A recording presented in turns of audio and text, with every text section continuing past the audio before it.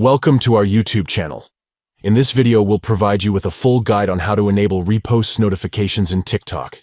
If you want to stay informed when someone shares your content, follow these simple steps. Step 1. Open the TikTok app on your device. Step 2. Tap on the profile icon located in the bottom drawer. This will take you to your TikTok profile.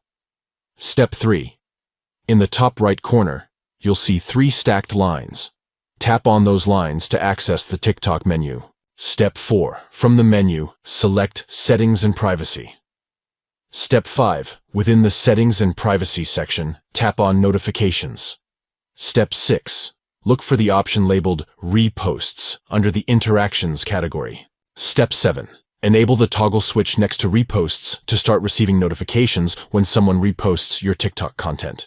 By following these steps, you can ensure that you receive notifications whenever someone shares your TikTok videos, allowing you to stay engaged with your audience and track the reach of your content. Enabling reposts notifications is crucial for content creators to stay informed about the impact and reach of their TikTok videos. Don't miss out on the opportunity to engage with your audience and appreciate their support.